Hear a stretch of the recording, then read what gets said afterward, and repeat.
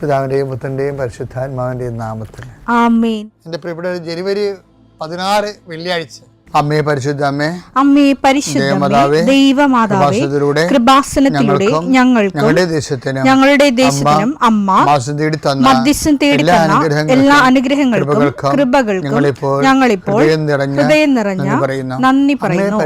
അമ്മേ പരിശുദ്ധമേ, ദൈവമാതാവേ, 2004 ഡിസംബർ 7 ഉച്ചകഴിഞ്ഞ് 2:30 കൃപാസനത്തിൽ സംഭവിച്ച അമ്മയുടെ പ്രത്യക്ഷപ്പെടലിനെ കുറിച്ച് തിരുസഭയ്ക്ക് സമർപ്പിച്ചിരിക്കുന്ന പഠനരേഖകളുടെ മേൽ സഭാത്മകമായ പഠനം ആരംഭിക്കുവാൻ ഞങ്ങൾ പ്രാർത്ഥിക്കുന്നു.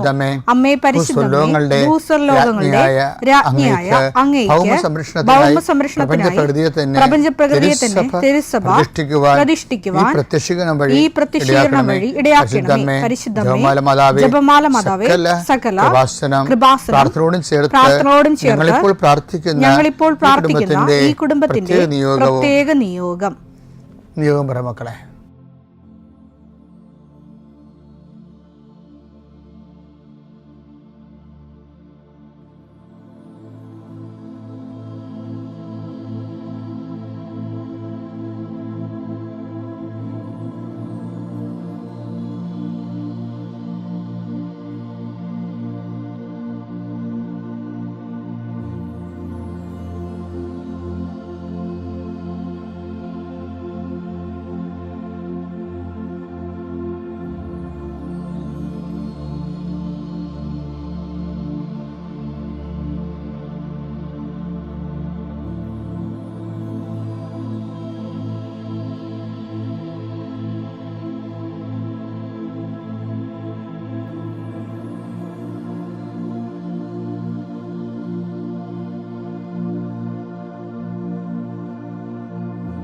അമ്മയുടെ പ്രത്യക്ഷീകരണത്തിന്റെ ഈ അനുഗ്രഹവേളയിൽ ഞങ്ങൾക്ക് സാധിച്ചു തരുവാൻ കനിയണമേ.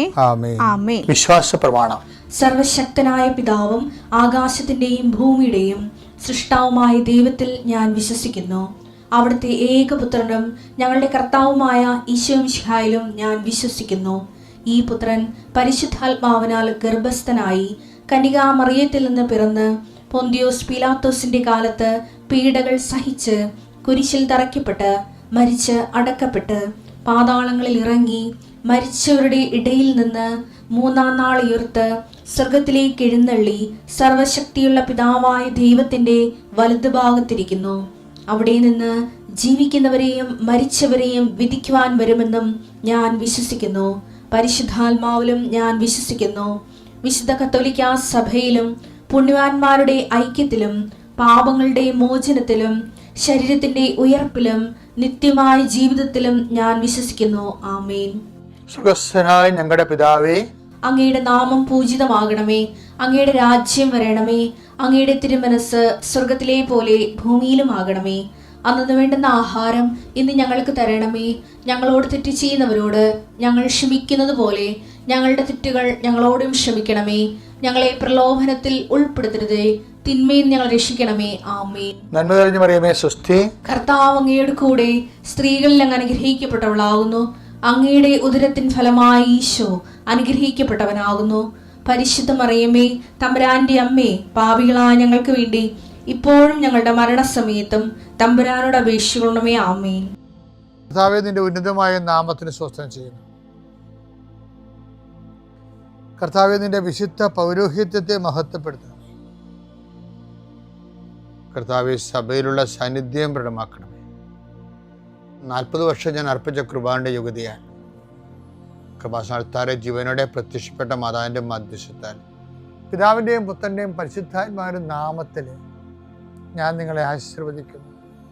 ഇന്ന് നിങ്ങൾ കടന്നു പോകുന്ന വിഷയങ്ങൾ, ഇന്ന് ചെയ്തു തീർക്കേണ്ട ഉത്തരവാദിത്തങ്ങളുടെ മേൽ കർത്താവ് ഏറ്റെടുക്കട്ടെ എന്ന് പ്രാർത്ഥിക്കുന്നു. വിദ്യാർത്ഥികളെന്ന രീതിയിലും ജോലിക്കാരെന്ന രീതിയിലും മറ്റു മാനുവൽ ലേബേഴ്സ് ചെയ്യുന്ന എല്ലാവർക്കും, കൂലിവേലകളെല്ലാം ചെയ്യുന്ന ആൾക്കാർക്കും അവരുടെ മേലെല്ലാം രോഗമായിട്ടും പ്രയാസമായിട്ടും പണിപ്പാട്ടിൽ പ്രശ്നങ്ങളൊക്കെ ആയിട്ട് ജീവിക്കുന്നവരുണ്ട്. പണി നഷ്ടപ്പെട്ടവരുണ്ട്, പണി നഷ്ടപ്പെടുത്തിയവരുണ്ട്. പലതരത്തിലുള്ള കുശുമ്പും വക്രതകളും പറഞ്ഞുകൊണ്ട് ഒഴിവാക്കാൻ ശ്രമിക്കുന്നവരുണ്ട്. മാതാവേ, അവരോട് കൂടെ പോവുകയോ പണിപ്പാട്ടി സംസാരിക്കുകയും ചെയ്യണമേ.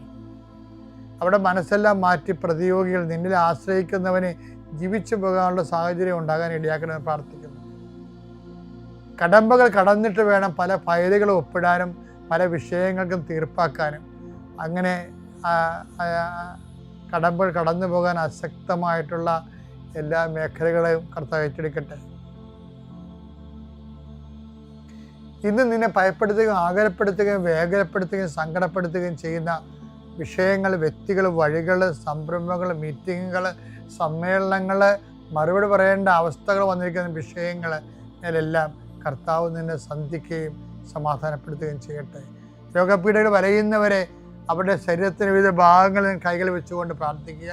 എൻ്റെ കർത്താവിൻ്റെ ഉന്നതമായ നാമത്തിൽ സഭയുടെ അധികാരത്തിൽ കുരിശടയാത്തി കൃപാസനത്താറെ ജീവനോടെ പ്രത്യക്ഷപ്പെട്ട മാതാവിൻ്റെ മധ്യസ്ഥത്തിന് രോഗപീഠകൾ ഈശ്വരനാമത്തിൽ സൗഖ്യം പ്രാപിക്കട്ടെ.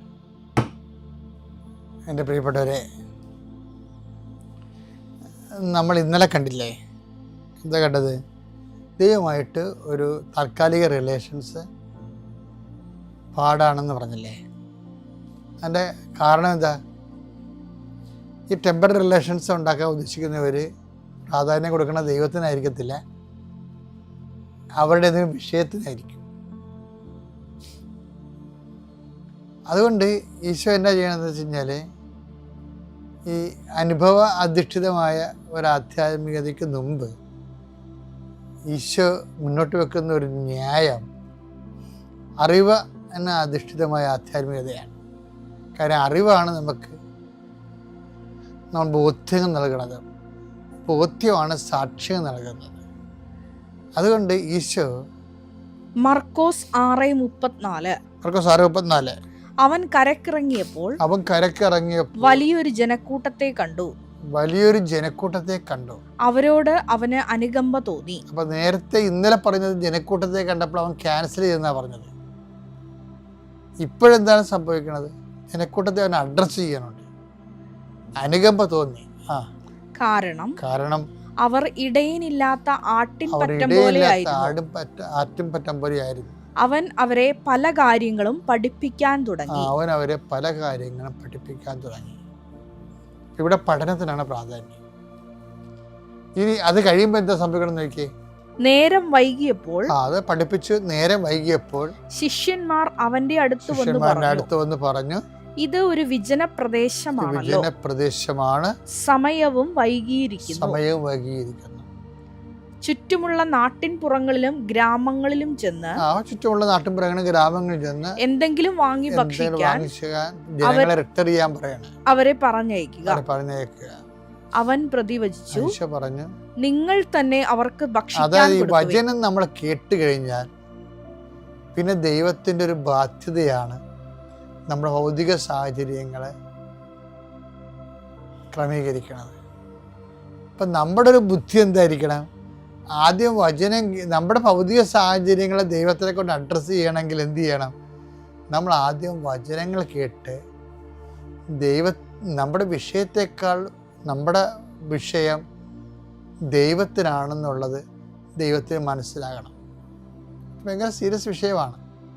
എന്ന് വെച്ച് കഴിഞ്ഞാൽ ഇപ്പോഴേ ഈശോ ഇന്നലെ കുറേ ആൾക്കാരെ മർക്കോസിന്റെ 1:38 എന്താ പറയണേ? അവൻ പറഞ്ഞു നമുക്ക് അടുത്ത പട്ടണങ്ങളിലേക്ക് പോകാം, അവിടെയും എനിക്ക് പ്രസംഗിക്കാം. അപ്പൊ ജനക്കൂട്ടം നിന്നെ കാത്തു നിൽക്കുന്നു പറയുമ്പോഴാണ് അവരെ അഡ്രസ്സ് ചെയ്യാതെ ഈശോ അവരെ ക്യാൻസൽ ചെയ്യണം. എന്താണ്? അടുത്ത പട്ടണങ്ങളിലേക്ക് പോകാം, അവിടെയും എനിക്ക് പ്രസംഗിക്കേണ്ടിയിരിക്കണം എന്നാണ് പറയണത്. പഠിപ്പിക്കുന്നതിനാണ് അവിടെ പ്രാധാന്യം. അവിടെയും എനിക്ക് പ്രസംഗിക്കേണ്ടിയിരിക്കുന്നു. അപ്പൊ അവിടെ എന്താ പ്രശ്നം വെച്ചാൽ, ഈ ജനം ഇപ്പൊ ഈ മർക്കോസ് 1:34 ജനം പ്രസംഗം കേൾക്കാൻ വന്ന ആൾക്കാരല്ല, അവർ ശാപ്പാടടിക്കാൻ വന്ന ആൾക്കാരും രോഗശാന്തി നേടാൻ വന്ന ആൾക്കാരാണ്. ആ കർത്താവിന്റെ വചനം കേൾക്കാതെ ചുമ്മാ അനുഗ്രഹത്തിന് വേണ്ടി മാത്രം വന്നവർ അഡ്രസ്സ് ചെയ്യാൻ ഈശോ തയ്യാറല്ല. അത് ഈശോയുടെ മനുഷ്യത്വത്തിനെതിരെയുള്ള ഒരു വെല്ലുവിളിയൊന്നുമല്ല, മറിച്ച് എന്താണ്, അടുത്ത സ്ഥലത്ത് ചെല്ലുമ്പോൾ കർത്താവിനെ സ്വീകരിക്കാൻ തയ്യാറുള്ളവർ, കർത്താവിൻ്റെ വചനം കേൾക്കാൻ തയ്യാറുള്ളവരെ ആണ് ഈശോ ആ ജനക്കൂട്ടത്തെ കാണുമ്പോൾ എന്താണ് മർക്കോസ് 6:34 പറയണ, ആ ജനക്കൂട്ടത്തെ കണ്ടപ്പോൾ അവർക്ക് അവനോട് അനുകമ്പ തോന്നി. അപ്പോഴേ എന്താ അനുകമ്പ തോന്നിയെന്ന് വെച്ച് കഴിഞ്ഞാൽ അവർ വളരെ കാര്യങ്ങൾ അവനെ പഠിപ്പിക്കാൻ തുടങ്ങി. അപ്പോൾ അവർക്ക് ഭൗതികമായ ആവശ്യങ്ങളുണ്ട്, പക്ഷെ ആ ജനങ്ങൾക്ക് കർത്താവിൻ്റെ വചനം കേൾക്കാൻ താല്പര്യമുണ്ട്. അപ്പം വചനം കേൾക്കാൻ താല്പര്യമുള്ളവർ ആരെയാണ് അന്വേഷിക്കുന്നത്? ദൈവത്തെയാണ് അന്വേഷിക്കുന്നത്. അപ്പം ദൈവത്തെ അടിസ്ഥാനപ്പെടുത്തി അന്വേഷിച്ചാൽ ഭൗതിക വിഷയങ്ങൾക്കെല്ലാം ഒരു സമാധാനം ദൈവം ഉണ്ടാക്കിക്കൊള്ളും. അതിനാണ് ഉടമ്പടി എന്ന് പറയണത്. ഉടമ്പടിയിൽ ആൾക്കാരെന്താ ചെയ്യേണ്ടത്? ദൈവത്തിൻ്റെ വചനങ്ങൾ. ഇപ്പം നിങ്ങൾ പള്ളിയിലെ ഏവങ്കലി എടുത്ത് മാറ്റിയിട്ട് അച്ഛനെ പ്രസംഗം കഴിഞ്ഞിട്ട് കുർബാനയ്ക്ക് പോകാമെന്ന് പറഞ്ഞില്ലേ? ചില പ്രസംഗ കഥകളൊക്കെ പറയുന്നവരെ ഞാൻ കണ്ടിട്ടുണ്ട്. അതായത് ചില കോമഡി പറയും. ഈ കോമഡിയും പ്രസംഗ കഥകളും പറഞ്ഞിട്ട് കാര്യമില്ല. ആൾക്കാരെ പിടിച്ചിരുത്തേണ്ടത് ക്രിസ്തുവാണ് പിടിച്ചിരുത്തേണ്ടത്. ശരിക്കും പറഞ്ഞു നമ്മുടെ പൊളിച്ച തമാശകളല്ല പിടിച്ചിരുത്തേണ്ടത്. അങ്ങനെ പിടിച്ചിരുത്താൻ ജനങ്ങൾ അത് ജഡികരാണ്. നമുക്ക് ജഡികരെ ഇങ്ങനെ ഇക്കിളി കൊണ്ട് ചിരിക്കുന്ന ആൾക്കാരെ ഉണ്ടാക്കിയെടുത്തിട്ട് സഭയ്ക്ക് വില ഒന്നും കാണിക്കാനില്ല. സഭയ്ക്ക് സാക്ഷികളെയാണ് കാണിക്കേണ്ടത്. അത് 10 പേരെങ്കിൽ 10 പേര് സാക്ഷികളാകണവർ. അതിനെന്താണ്? ചിലപ്പോൾ 1000 പേരോട് നമ്മൾ സംസാരിക്കും, 10 പേരെ നമുക്ക് ക്രിസ്തുവിന് അവരൊക്കെ കിട്ടത്തുള്ളൂ. ആ 10 പേര് നമ്മൾ ഈ 1000 പേര് അഡ്രസ്സ് ചെയ്യണത്. പക്ഷെ അവർ വിശ്വാസത്തിൽ ചൈതന്യം പ്രാപിച്ചവരായിരിക്കും. അങ്ങനെ ഒരു എന്താ പ്രശ്നം വെച്ച് കഴിഞ്ഞാൽ ഇതിന് ഭയങ്കര പ്രസംഗത്തിന് നിങ്ങൾ പള്ളിയിലെ പ്രസംഗം കഴിഞ്ഞിട്ട് പള്ളി കയറാമെന്നൊക്കെ വിചാരിച്ചിരിക്കുന്ന ആൾക്കാരല്ലേ, കാലാന്തരത്തിൽ അവർ ദ്രവിച്ച് പോണത് കാണാം. എന്താ കാര്യം? സംരക്ഷണം പോലും കിട്ടത്തില്ല. അവർക്കൊന്നും ആവശ്യമില്ല. ഇവർ നാട്ടുകാരെ ബോധിപ്പിക്കാൻ വേണ്ടി ചുമ്മാ വന്ന് നിൽക്കണേ ഉള്ളൂ. കുറച്ച് പേര് അല്ലെന്ന് കുറച്ച് കഴിയുമ്പോൾ മനസ്സാന്തൊക്കെ വന്ന് ദൈവം കൃപ കൊടുത്തിട്ടുണ്ടെങ്കിൽ രക്ഷപ്പെട്ട് വരും. കുറച്ച് പേര് ഒരുപ്പൊക്കെ പോവുകയും ചെയ്യും. അതൊക്കെ നമ്മളെല്ലാവരും ഇടവേ കാണുന്ന കാര്യങ്ങളാണ്, പുതിയ കാര്യങ്ങളൊന്നും അല്ലത്. അതുകൊണ്ട് കർത്താവിൻ്റെ വചനത്തോട് ഭയം ഉണ്ടാകണം, അത് കേൾക്കാനുള്ള കൊതി ഉണ്ടാകണം, അത് നടപ്പിൽ വരുത്താനുള്ള തീഷ്ണത ഉണ്ടാകണം. അപ്പോൾ ദൈവത്തിൻ്റെ ആളാണ് ദൈവത്തിന് തോന്നണം. എന്നാൽ പിന്നെ നമ്മുടെ വിഷയങ്ങളെല്ലാം ദൈവത്തിൻ്റെതാകും. അതാണ് ഈ മർക്കോസ് 1:34 മർക്കോസ് 6:34 തമ്മിൽ ഉള്ള ബന്ധം എന്ന് പറഞ്ഞാൽ തമ്മിലൊന്ന് കൂട്ടി ഒന്ന് വായിച്ച് നോക്കിയേക്കണം കേട്ടോ.